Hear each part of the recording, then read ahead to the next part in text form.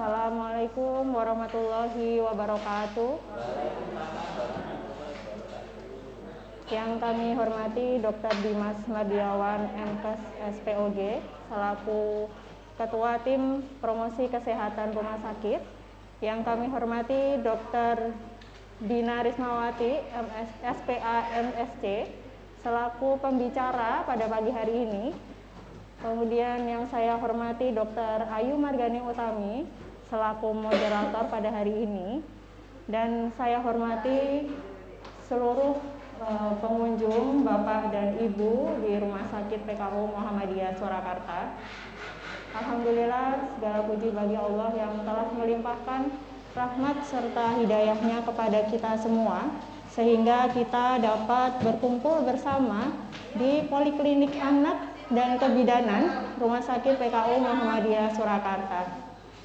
Pada pagi hari ini, dalam rangka Hari Anak, ya, tanggal 23 Juli, dari tim promosi kesehatan rumah sakit atau PKRS, kami mengadakan acara tentang penyuluhan Hari Anak, yaitu bertemakan tentang Indonesia Maju dengan Anak Bebas Stunting dan Wasting. Sebelum memulai acara, izinkan saya untuk menyampaikan susunan acara pada hari ini. Yang pertama yaitu pembukaan, yang kedua nanti ada sambutan dari Ketua Tim PKRS, kemudian yang ketiga materi kesehatan, kemudian yang keempat adalah diskusi, yang kelima nanti adalah penutup. Sebelum memulai acara, mari kita membaca basmalah secara bersama-sama. Bismillahirrahmanirrahim. Kemudian selanjutnya adalah sambutan dari Ketua Tim PKRS, Dr. Dimas Mardiawan, MKes SPOG. Kepada beliau kami persilakan.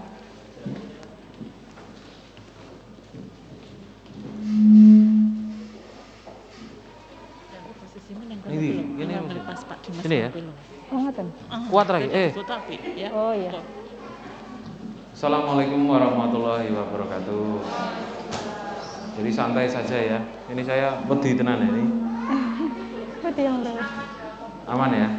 Oke. Jadi yang pertama selamat datang Bapak Ibu, keluarga ya. Pasien itu kan keluarga. Dan panitia dari tim promosi kesehatan rumah sakit. Hari ini adalah hari yang berbahagia karena menyambut Hari Anak ya, tanggal 23 Juli 2022.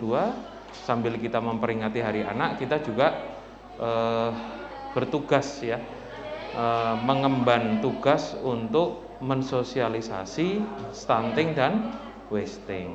Nah, stunting itu ada yang tahu nggak? Stunting itu apa? Kerdil ya, betul sekali.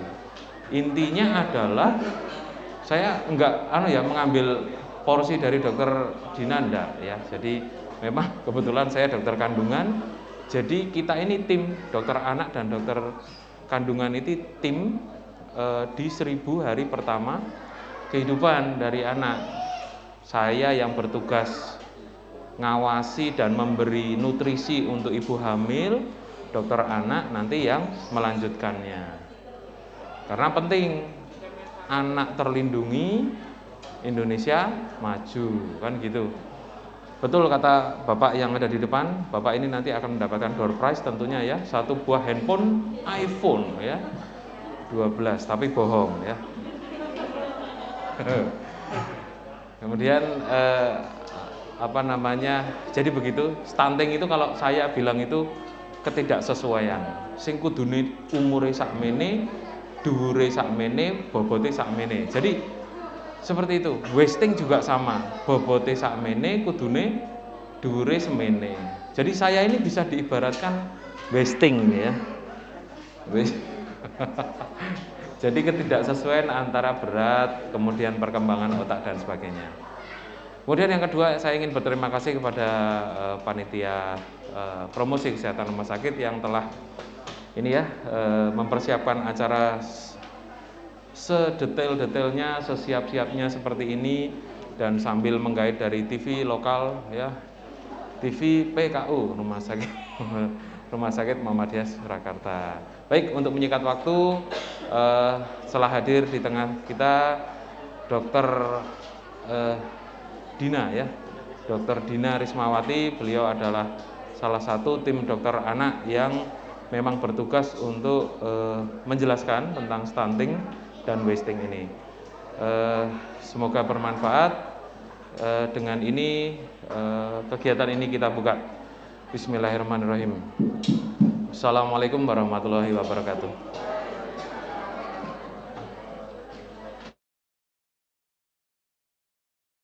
Terima kasih untuk Dokter Dimas.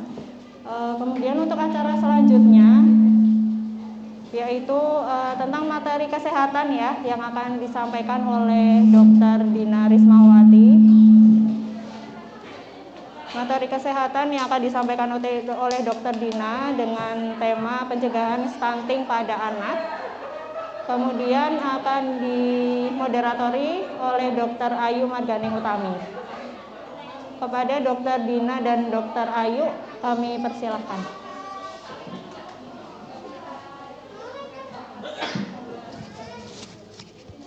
Bismillahirrahmanirrahim. Assalamualaikum warahmatullahi wabarakatuh. Izin berdiri di depan sini nggih Bapak Ibu nggih.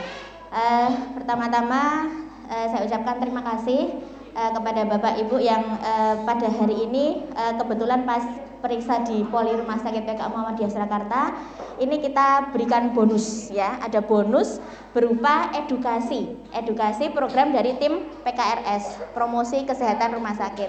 Dan ini bertepatan dengan Hari Anak Nasional pada tanggal 23 Juli kali ini. Ini dengan kita mengambil tema Indonesia Maju dengan Anak Bebas Stunting dan Wasting ya. Tadi sudah disinggung sedikit tentang apa itu stunting dan wasting dan apa perlunya kita memahami ini untuk perkembangan anak-anak kita selanjutnya. Nah, di sini komplit ya, ada bapaknya, ada ibunya, mungkin ada mbahnya juga yang ikut nggih. Dan nanti kita di sini akan belajar bersama tentang apa itu stunting dan wasting. Kenapa kok setiap kali periksa di posyandu atau di poliklinik diperiksa tingginya, diperiksa beratnya seperti itu ya. Nanti akan dijelaskan lebih lanjut oleh beliau Dr. Dina Rismawati, spesialis anak, salah satu staf dari dokter spesialis anak kami di Rumah Sakit PKU Muhammadiyah Surakarta. Ini kami persilahkan kepada Bu Dr. Dina untuk penyampaian materinya. Bapak Ibu mohon nanti diperhatikan, nanti kalau misalnya ada yang kurang jelas boleh ditanyakan, nanti ada door prize yang menanti. Saya persilakan kepada Dr. Dina, monggo Dok. Terima kasih waktunya atas Dr. Ayu. Saya buka dulu ya, bismillahirrahmanirrahim. Assalamualaikum warahmatullahi wabarakatuh. Baru 20% ini Bu. Saya ulang lagi ya. Assalamualaikum warahmatullahi wabarakatuh. Nah, gitu dong, jawab salam 100% kalau ini. Nah, ini saya mau berbagi sedikit pengetahuan tentang stunting ya. Mungkin sudah banyak baca di banner-banner atau lihat iklan-iklan mungkin ya. Sekarang pemerintah juga sudah menggembar-gemborkan apa itu stunting. Nanti biar Bapak Ibu tahu apa itu stunting dan bagaimana itu kenapa disebut stunting, penyebabnya apa, sehingga bisa memberikan terapinya apa dan bagaimana mencegahnya. Nah, yang penting itu adalah bagaimana mencegahnya. Ini sangat penting apalagi untuk ibu-ibu yang hamil ya. Jadi tadi sudah dibahas sama Dokter Dimas, bagaimana dokter kandungan juga ikut berperan serta dalam pencegahan stunting. Ya.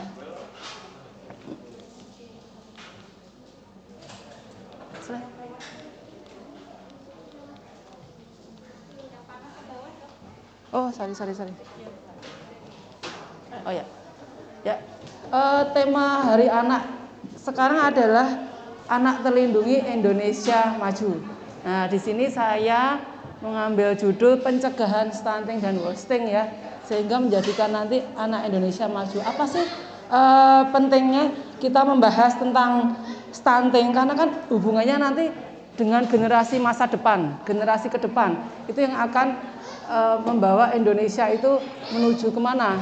Negara maju, negara berkembang gitu ya. Harapannya kan sekarang kita negara berkembang. Bagaimana supaya kita bisa nanti menjadi negara maju? Itu berada di pundak anak-anak kita sekarang lah. Bagaimana kita nanti mendidiknya? Kita mempersiapkan anak-anak kita supaya Indonesia bisa menjadi negara maju. Nah, nanti saya membahas apa itu stunting, kemudian angka kejadiannya, resikonya, kemudian apa sih dampaknya, bagaimana sih stunting itu ditegakkan, oh ini anak stunting, oh ini bukan gitu ya. Terus bagaimana menterapinya atau menangani anak stunting, dan nanti saya jelaskan bagaimana pencegahannya supaya Bapak Ibu nanti bisa mencegah. Lebih baik mencegah ya daripada mengobati dalam ini untuk stunting. Nah ini ya arti bahasanya sendiri, stunting atau short stature. Jadi perawakan pendek. Tadi Dokter Dimas nanti kerdil gitu ya. Ya jadi nanti akan kelihatan. Kalau mungkin awalnya screeningnya seperti ini, dilihat dari teman-teman anak-anak Bapak Ibu di sekolah mungkin ya. Kok ini anak saya mungkin lebih pendek dibanding anak-anak seusianya dia. Tapi yang lain ada yang lebih pendek lagi. Nah, jangan menggeneralisir. Oh, itu ada yang pendek, ada yang lebih pendek lagi. Kok berarti anak saya nggak apa-apa? Bukan seperti itu ya. Tetap kita harus memplotkan pada kurva grafik pertumbuhan di WHO. Jadi panduan di Indonesia itu memakainya menggunakan WHO. Terus apa kriterianya? Kalau dari kurva WHO ini mungkin kalau yang sudah sering ke dokter anak sudah bawa grafik gitu ya, grafik buku KIA itu ada di kurva bagian bawah. Jadi di bawah garis merah, di bawah persentil -2 SD itu bisa disebut dengan pendek atau perawakan kerdil gitu. Terus kalau stunting sendiri sebenarnya dia lebih mengerucut lagi. Jadi penyebabnya kan banyak stunting itu. Nah, salah satu yang berhubungan dengan stunting itu adalah masalah nutrisi. Nah ini ya, mungkin bisa dilihat di sini ya. Kok ini rata-rata sama. Nah ini kok pendek sendiri. Mungkin dicurigai ini yang dua ini. Nah ini mungkin nanti kalau sebagai orang tuanya sebaiknya tetap waspada. Sebenarnya ya memang ada yang penampakan itu tinggi. Cuman kan kita harus mengacunya ke grafik WHO. Dilihat di situ. Kalau memang dia penampakannya tinggi, tapi memang jarang kasus tinggi itu. Biasanya memang ada penyakit tertentu juga kalau terlalu tinggi itu, tapi jarang sekali kejadiannya. Biasanya sindrom ya. Nah ini untuk pendek seperti ini kita cocokkan di grafiknya. Apakah memang dia masuk di grafik yang paling rendah, grafik di bawah -2. Kalau iya berarti masuknya ke kategori stunting. Nah ini untuk angka kejadiannya. Di dunia itu terdapat menurut WHO ya ini ya, terdapat 162 juta anak balita yang stunting, dan Indonesia ternyata masuk urutan kelima. Ini tetap kita harus prihatin biar supaya kita kedepannya kita jadi ini peringkatnya jangan tinggi-tinggi ya, tapi malah jadi lebih turun, jangan sampai kita di atas gitu. Nanti bagaimana? Nah nanti saya jelaskan bagaimana menyiasati, mencegahnya. Saya bagikan tips-tipsnya supaya nanti anak tidak menderita stunting atau wasting. Kalau wasting itu kurus ya. Nanti saya lihatkan ada gambarnya, nanti bisa diingat. Kalau tulisan kan mungkin ini ya agak susah diingat, tapi kalau gambar insya Allah lebih gampang diingat. Nah ini ya, ini normal. Jadi darah tingginya, kemudian berat badannya, kemudian ini yang kurus ya. Kurus itu artinya dia dibandingkan dengan tingginya sebenarnya normal, cuma dia terlihat kurus.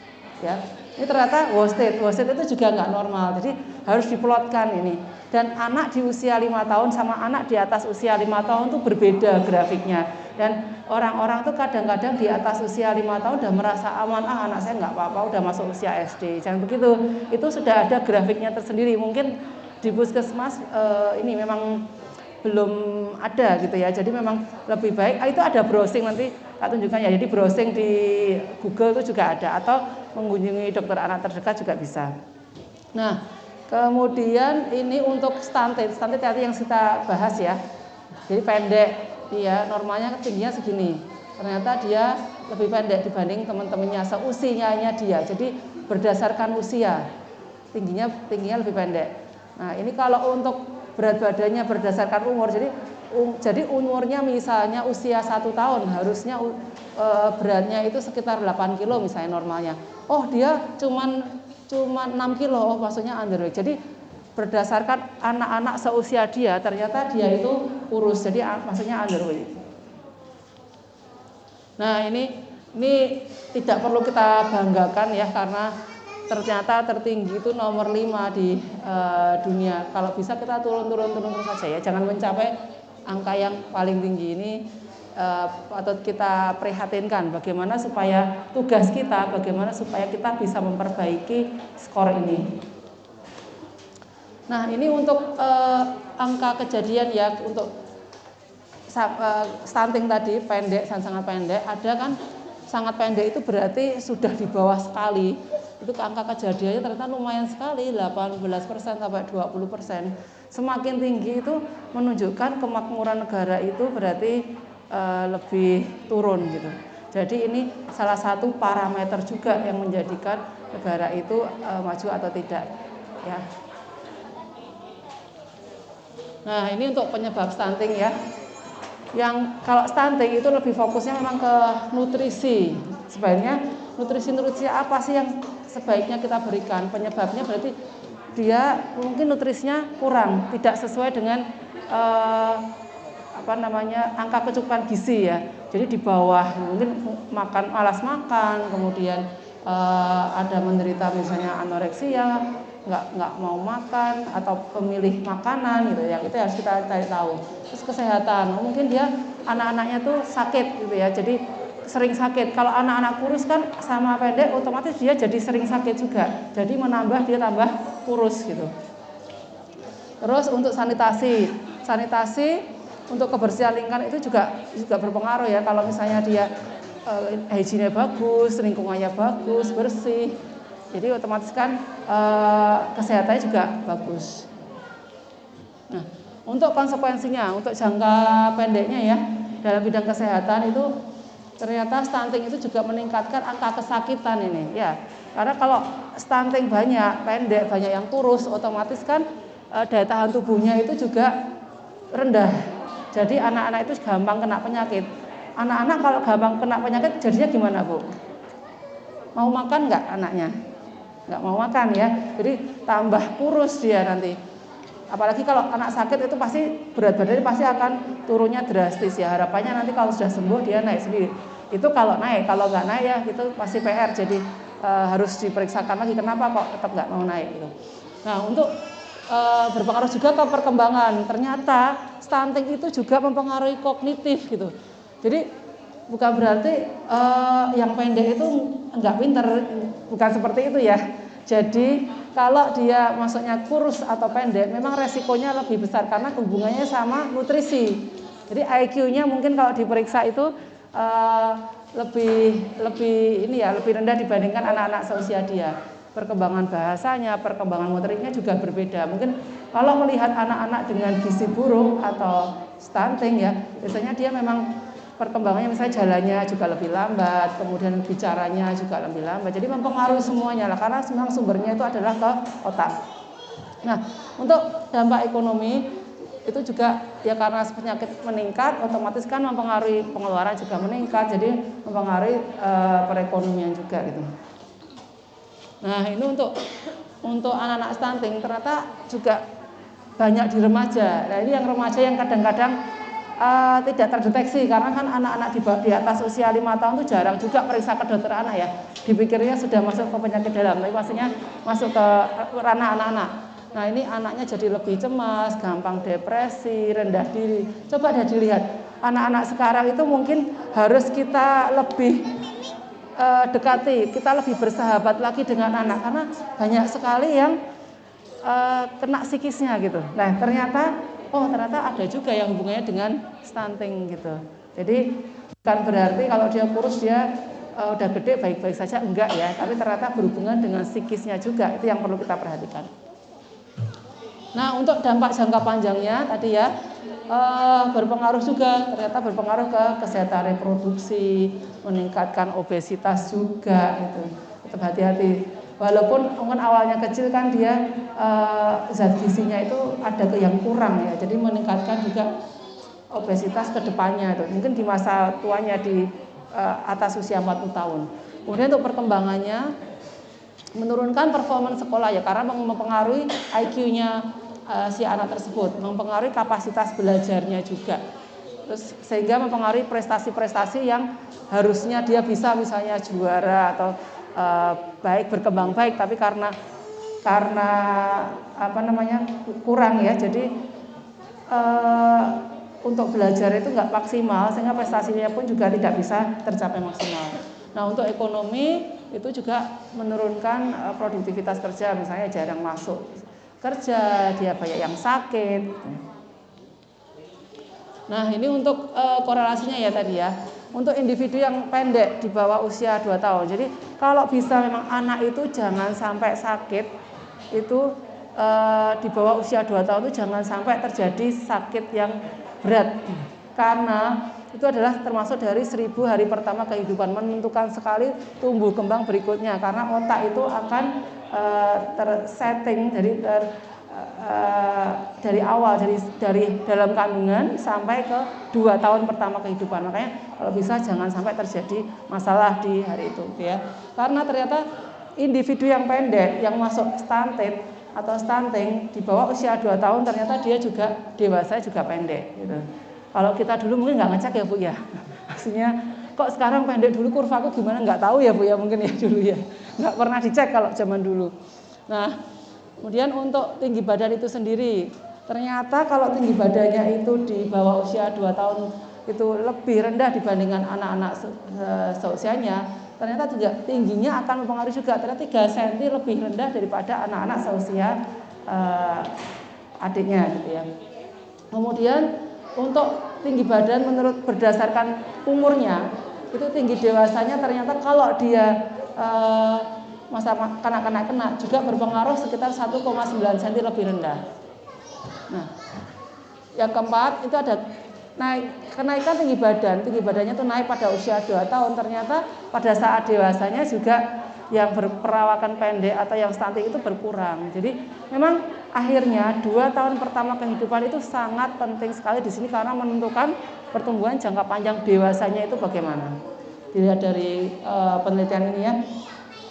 Nah, yang kelima, anak-anak dengan perawakan pendek memiliki resiko tinggi kena penyakit kronis, ya misalnya jantung atau kencing manis. Dan jangan salah ya, sekarang penyakit kencing manis itu ternyata juga bergeser sudah ke anak-anak juga banyak, tapi memang penyebabnya berbeda.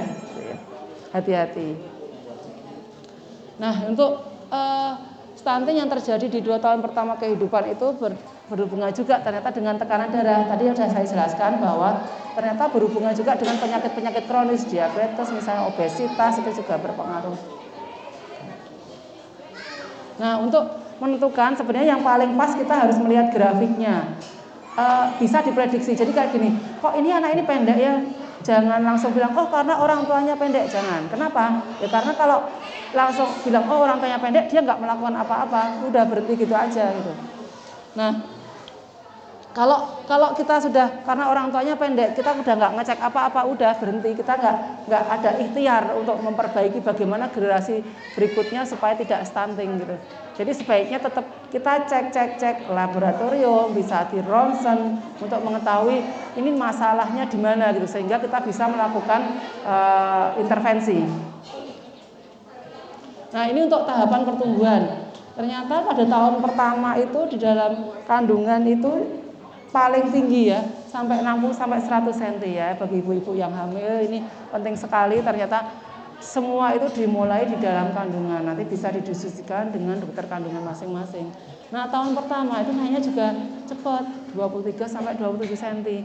Makanya saya bilang, 2 tahun pertama kehidupan itu jangan sampai ada terjadi masalah, karena di sini tuh ternyata pertumbuhan pesat sekali. Kalau sampai ada masalah di sini, ini juga akan berpengaruh nih untuk tingginya. Ya. Dan penelitian terbaru memang juga dari tinggi badan itu ternyata berpengaruh terhadap IQ, gitu ya. Nah, untuk masa pubertas, masa pubertas naik, cuman memang nggak sebanyak 2 tahun pertama kehidupan. Nah ini untuk ini sekilas saja. Jadi memang ada yang variasi normal, ada yang pendek variasi normal, ada yang pendek memang bermasalah. Nah yang kita tangani di sini adalah pendek bermasalah. Tapi jangan sampai kita bilang oh ini normal, karena kita harus ngecek dulu baru bisa dikatakan oh memang ini genetik dia pendek. Tapi tetap harus mencari dulu masalahnya di mana. Apakah memang ada masalah di hormonnya atau masalah di nutrisinya gitu ya. Nah ini untuk tata laksana stunting di sini sebenarnya berhubungan dengan nutrisi, dengan makanan-makanan atau asupan yang bisa diberikan kepada bayi dan balita. Jadi kalau awal gitu mesti ASI eksklusif, kemudian nanti dilanjutkan dengan MPASI, itu harus sesuai dengan kaidah-kaidah yang wajar ya. Jadi jangan memutuskan oh anak saya minta kasih makan nanti usia 3 bulan, jangan ya, udah beda sama zaman dulu, semua sekarang bisa dipelajari. Nah ternyata nutrisi atau gizi yang bagus itu menentukan juga pertumbuhannya. Kalau nutrisinya nggak bagus, otomatis pertumbuhannya juga lambat. Nah, manajemen nutrisi pada 2 tahun pertama itu ternyata juga penting menentukan nanti tumbuh kembang dewasanya, penyakit komplikasi metabolik di usia dewasa. Nah, ini mungkin yang perlu diketahui Bapak Ibu semua, untuk apa sih nutrisi yang berpengaruh terhadap pertumbuhan? Bagaimana supaya anak saya itu tidak pendek, gitu ya? Menurut usia. Walaupun nggak awal nih saya pendek, tapi bagaimana supaya anak saya nggak pendek, gitu. Nah, apa yang harus diberikan, gitu? Ada protein, ada seng, itu ada vitamin-vitamin ya di sini. Sekarang saya tanya nih yang punya balita, siapa ya yang rajin minum vitamin ya, adik-adik ya? Rajin minum vitamin nggak ya? Minum? Ya. Mau dikasih apa? Vitaminnya namanya apa ya? Hah? Ya. Ada nggak? Oh ya, sini. Yang rajin minum vitamin berkumpul di depan. Ayo sini. Ayo. Yang mau dapat hadiah, yang rajin minum vitamin maju ke depan. Ayo. Mau dikasih hadiah loh? Mau nggak? Nih dikasih balon nih, yang rajin minum vitamin dapat balon. Ayo, siapa yang pintar? Ayo sini, mau dapat nggak balon nih? Sini, ayo mas, maju dulu mas. Udah, yuk. Kan pintar minum vitamin kan? Ya, pintar ya. Ayo sini ya. Tuh, ini dikasih Bu Suster ini. Yang rajin minum vitamin dapat balon karena pintar sekali. Sini deh, lari yang kenceng deh, sini.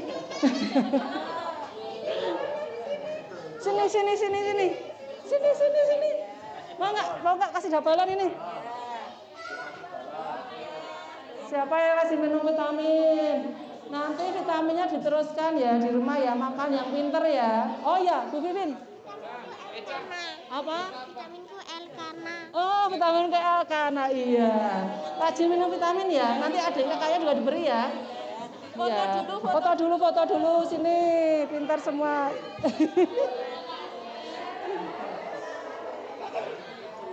Alhamdulillah ya, ternyata anak-anak ini udah pada pintar minum vitamin ya. Sini adik bayi ya, sini. Sini, foto sama dokter ya. Sini, foto ya kita ya. Oke, terima kasih semua minum vitamin Jos.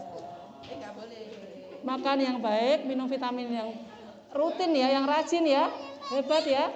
Ya, Masya Allah. Iya, sama-sama. Ada mau nggak, Dek? Ini adiknya belum, Bu. Adiknya belum. Minum vitamin nanti ya. Semua dapat ya.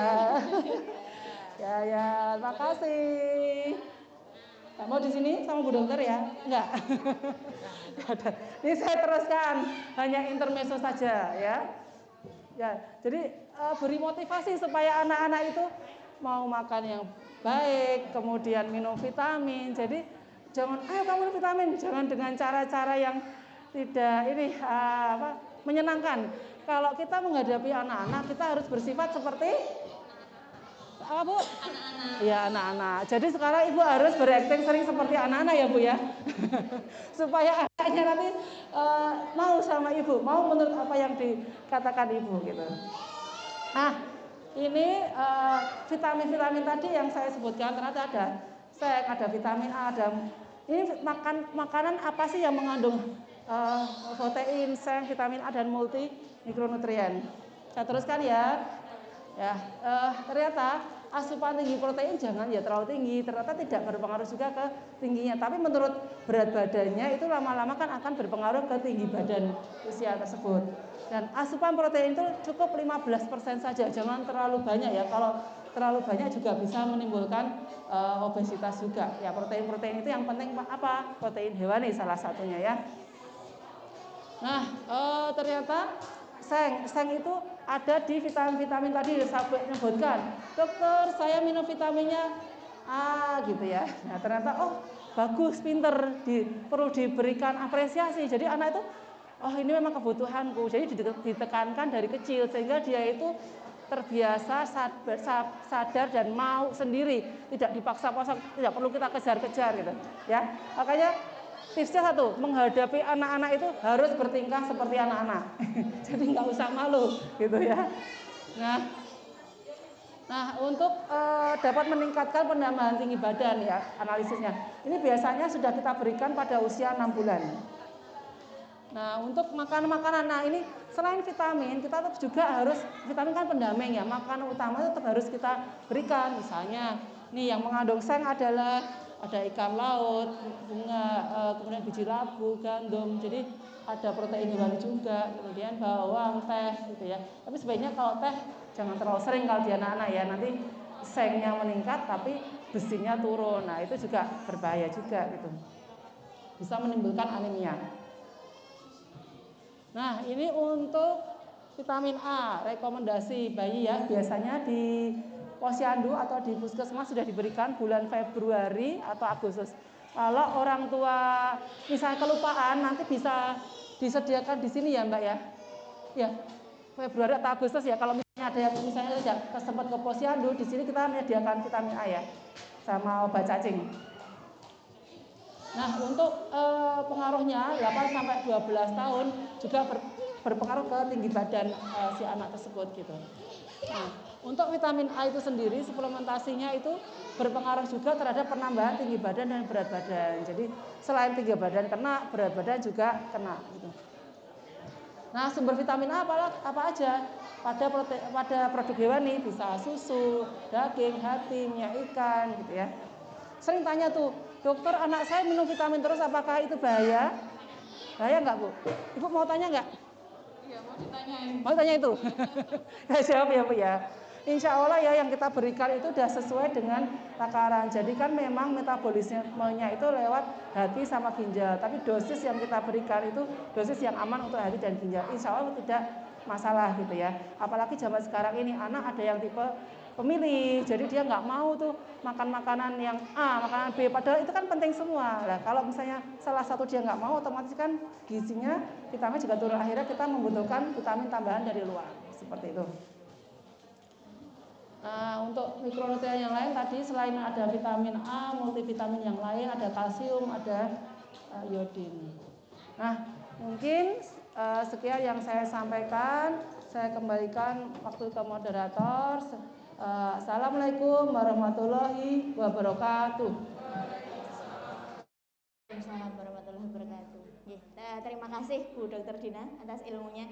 Bapak Ibu menarik sekali ya tadi ya tentang penjelasan apa itu stunting dan kenapa kita perlu aware ya terhadap stunting ini, bagaimana cara pencegahannya dan tentu saja bagaimana cara penanganannya. Nah, ini kan untuk pencegahan dan penanganan memang perlu peran serta kita semua sebagai tua dari anak ini, dan kita juga ikut andil dalam rangka untuk memberikan masa depan yang baik untuk anak-anak kita.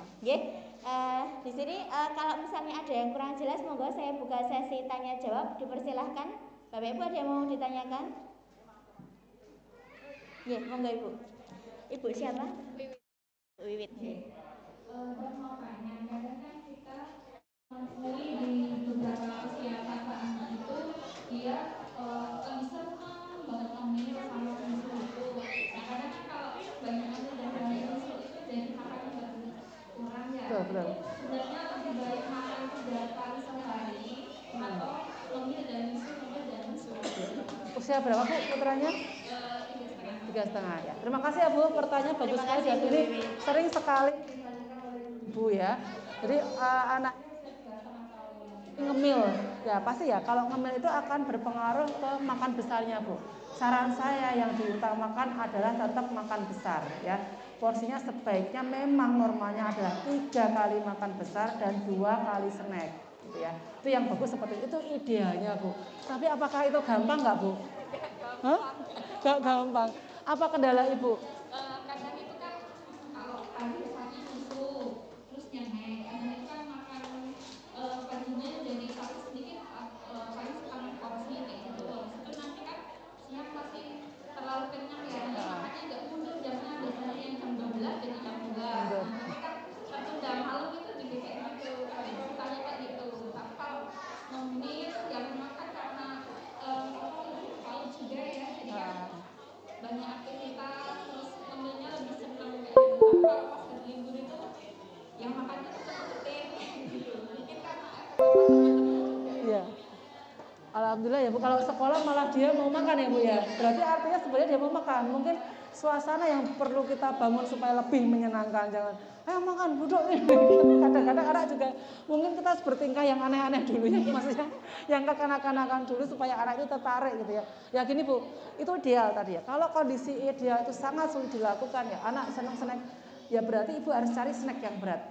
Ya, menurut Ikatan Dokter Anak Indonesia, snack yang dianjurkan malah sekarang itu adalah jajan pasar. Misal Bu, bubur sumsum, nogosari, puding jagung, lemper. Jadi yang berat-berat, walaupun kayak judulnya snack tapi berat gitu.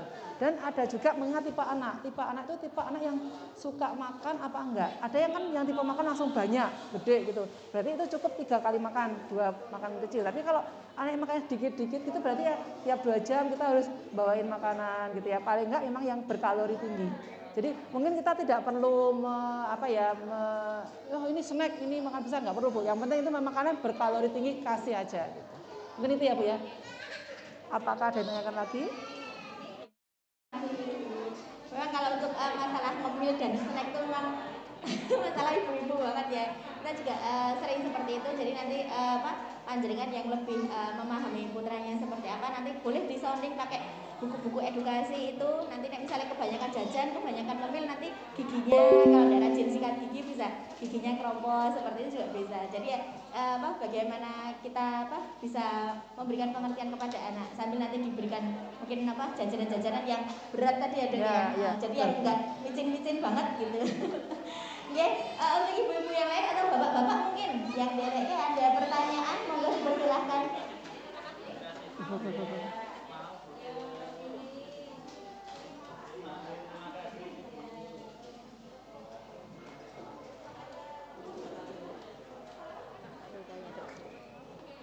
Mungkin Bu Dina, kalau belum ada yang bertanya nanti mungkin Bu Dina mau memberikan pertanyaan. Nanti bagi yang bisa nanti menjawab nanti tetap dapat door prize. Monggo. Apa ya hadiahnya Bu? iPhone? Apa ya? Hadiahnya. Ya, pertanyaan ini ya, nanti siapa cepet-cepetan dapat hadiah menarik dari tim PKRS ya Bu. Satu aja ya saya. Ya. Tadi ada beberapa vitamin yang saya sebutkan. Sebutkan salah satu vitamin yang diperlukan untuk pencegahan stunting. Silakan. Ya, vitamin untuk pencegahan stunting untuk Ibu dipersilakan. Yang duluan. Ibu siapa namanya? Ibu Dian. Ya, jawabannya apa Bu?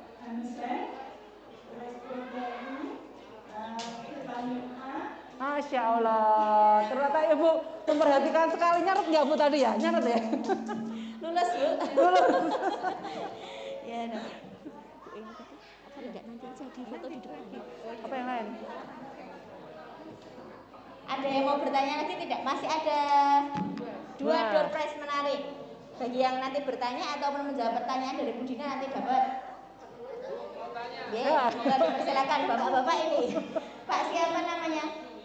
Bapak Reza, ini kan anak saya juga masih umur 4 tahun, ibunya mengandung usia 8 bulan. Ini kan ada jarak antara anak pertama dan kedua. Nah ini bagaimana tipsnya, kiat-kiatnya agar pertumbuhan anak saya ini nantinya tidak, ya misalnya tidak stunting, karena memang dua orang anak dengan jarak yang cukup pendek. Ini kemungkinan ada risiko seperti itu ya Bu ya. Iya. Karena kan saya juga kata Pak Ma'ruf Amin itu kan mencegah stunting ya Bu, seperti itu jangan sering-sering bikin anak istilahnya. Loh itu sunnah loh Pak, itu sunnah loh. Resiko juga kalau jarak antara anak itu terlalu dekat seperti itu untuk stunting, dan tips mencegah stuntingnya seperti apa dengan anak yang usianya cukup berdekatan. Ya. Terima kasih. Ya, Masya Allah, pertanyaan bagus banget. Ini saya coba jawab ya Pak ya. Ini putranya 4 tahun ya Pak, mau punya adik 8 bulan. Insya Allah cukup ya Pak ya, cukup. Maksudnya jaraknya ya pas gitu ya. Tapi memang harus belajar lagi. Maksudnya belajar lagi kan ilmu anak tuh berkembang terus Pak ya. Jadi mungkin kalau untuk adik kan juga sudah mulai bisa mandiri, bisa sekolah mungkin ya, nanti ibunya bisa fokus. Memang yang agak riskan itu kalau jaraknya kurang dari 2 tahun ya Pak. Otomatis kan nanti perhatiannya juga kurang. Karena kan tadi poinnya adalah 2 tahun pertama kehidupan jangan sampai terjadi masalah gitu. Tipsnya adalah ya tadi vitamin, makanan, kemudian 2 tahun pertama jangan sampai kena penyakit-penyakit yang berbahaya. Seperti itu. Ya, Ray bagus banget. Mau dikasih hadiah nih bapaknya. Oh ya, silakan Pak, silakan. Ya, maaf nambah. Mungkin perwakilan dari sini juga mengalami ya, kalau untuk anak-anak usia 3, 4, 5 tahun itu di rumah tidak bisa lepas dari YouTube, main HP. Nah itu loh, itu kalau diambil itu nangis, bengong-bengong, ngamuk gitu, nggak mau apa-apain. Tipsnya gimana ya Bu ya, biar nggak terlalu tergantung sama HP. Kadang saya juga ngamuk itu kalau main HP terus gitu. Sudah banyak HP-nya rusak, tak percaya gitu. Oh ya. Ya, makasih. Ya. Terima kasih ya Pak ya. Memang pandemi ini membuat anak-anak termasuk kita pun kecanduan HP. Betul apa betul? Ibu kecanduan HP enggak? Jualan online. Oh, jualan online. Salah. Jadi memang kecanduan HP itu tugas kita bersama. Nyuwun sewu, memang jangan hanya menyalahkan anaknya Pak. Mungkin kita memperbaiki diri dulu. Semua masalah yang terjadi pada anak kita itu berawal dari diri kita. Saya yang salah, saya orang tua nggak bisa mendidik, saya kurang belajar. Mungkin insya Allah kalau misalnya kita di rumah memposisikan bahwa kita nggak, ya kita quality time itu ya berkumpul, nggak berkumpul pegang HP pada kusuk semua ya Pak ya. Nah itu mungkin harus kita perbaiki ya Pak ya. Mungkin kalau misalnya anak masih seperti itu, loh lah aku ngopo ya kok anakku masih seperti itu, saya berarti yang salah Pak, aku Pak. Lah aku masih kerja di rumah masih gini-gini ya, memang sangat berat. Tapi apapun yang terjadi, monggo dimulai dari perbaikan diri kita sebagai orang tua. Banyak-banyak istighfar, banyak kita yang salah gitu. Insya Allah anak-anak itu hasil didikan kita gitu ya. Minta maaf sama anak-anak, orang tua yang salah. Kita harus belajar lagi, memposisikan gimana kita juga tidak kecanduan HP.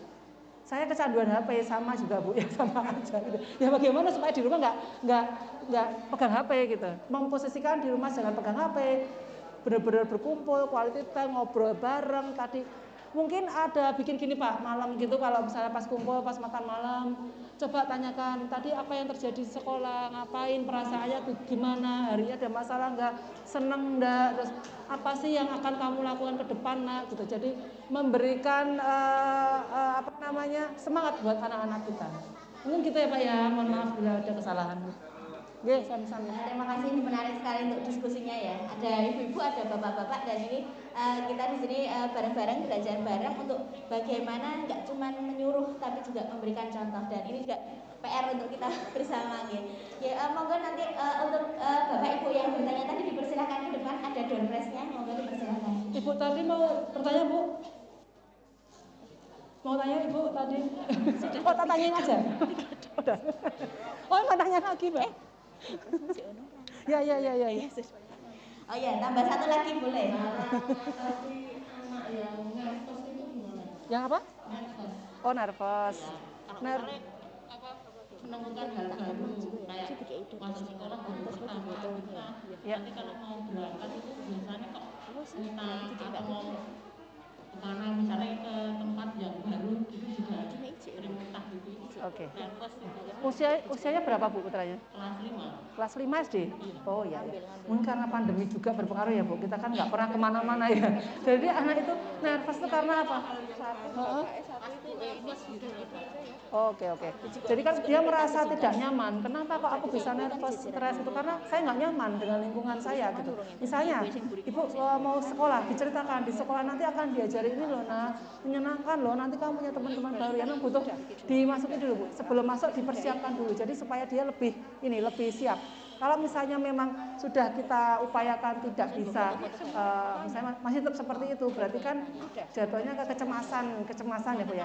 Iya, kalau kecemasan yang memang kita sudah tidak bisa mengatasi, sudah kita berikan persiapan, tidak bisa di terapi gitu ya, mau nggak mau memang harus ke psikolog. Tapi coba dari Ibu sendiri, lebih baik dari orang tua dibandingkan dari psikolog. Karena kan Ibu lebih dekat, bagaimana tahu mempersiapkan anak. Jadi nervous itu artinya dia cemas, merasa tidak nyaman dengan lingkungan sekitar. Bagaimana kita mempersiapkan dulu. Nah, nanti ke toko buku loh, asik loh di sana. Bukunya banyak loh, menyenangkan loh gitu. Jadi kita berikan kayak hipnotis gitu ya Bu ya, yang indah-indah di sana. Jadi dia nggak ini, butuh waktu tuh nggak mungkin sekali 2 kali. Jadi kayak takut gitu. Iya. Jadi memang butuh. Tadi dia merasa tidak nyaman. Dia dengan lingkungan baru. Memang anak-anak seperti itu harus dipersiapkan sebelumnya. Diceritakan yang bagus-bagus di zaman. Nah, insya Allah enggak ya Bu ya. Tapi tadi memang ada di remaja ya. Salah satunya dicek aja kalau misalnya berat badannya, tinggi badannya normal, insya Allah kan tidak apa-apa Bu. Berarti memang dari psikisnya gitu. Iya. Memang butuh didekati Bu itu. Orang tua itu lebih oke gitu. Gitu ya Bu ya. Saya kembalikan ke moderator ya. Menarik sekali tadi untuk Bapak Ibu yang kira-kira masih ada yang belum jelas atau mau konsultasi langsung ke Bu Dr. Dina. Beliau jadwal prakteknya di Poli PKU, di Poli reguler setiap hari Selasa, Kamis dan Sabtu jam 8:30 sampai jam 12 pagi. Saya ulangi lagi untuk Bu Dr. Dina, kalau mau konsultasi ataupun periksa untuk putranya nanti bisa periksa di Poli PKU, di Poli reguler pada hari Selasa, Kamis dan Sabtu jam 8:30 sampai jam 12. Atau kalau misalnya mau di Poli eksekutif di lantai 4 Rumah Sakit PKU Solo, di Poli eksekutif setiap hari Senin dan hari Rabu. Nanti dengan perjanjian ke perawatnya Poli eksekutif dulu, nanti diteleponkan ke Bu Dr. Dina. Monggo ini tadi bagi Bapak Ibu yang bertanya, Ani ada door prize-nya. Semoga berkenan, kenang-kenangan dari Rumah Sakit PKU Solo. Dipersilahkan untuk maju ke depan dulu, kita foto bersama dengan Bu Dr. Dina.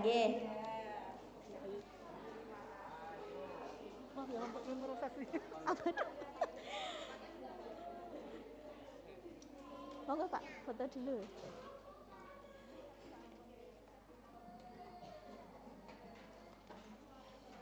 Mau menjelaskan di sini Pak.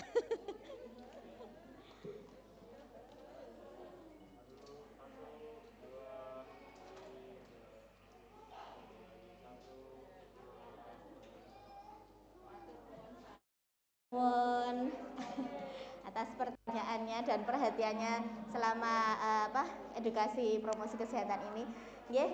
Sudah itu ya. Terima kasih Bapak Ibu sekalian. Di sini acara edukasi promosi kesehatan tentang stunting dalam rangka memperingati Hari Anak Nasional pada hari ini kami sudahi.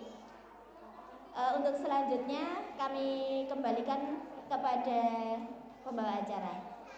Matur nuwun. Assalamualaikum warahmatullahi wabarakatuh.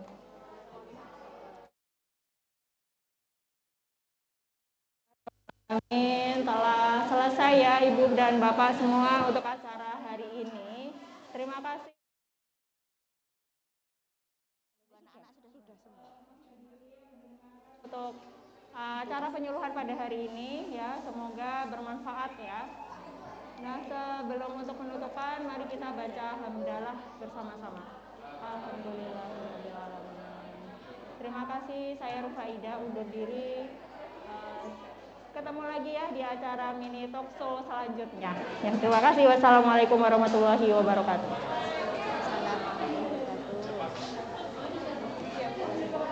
Matur nuwun Ibu. Matur nuwun. Oh iya. Kayaknya Budina gitu. Nggak iya nih.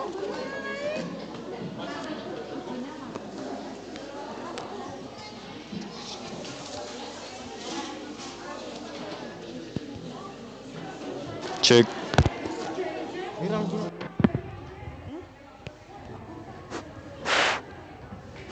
Telu bener. Iki telu. Iki biro.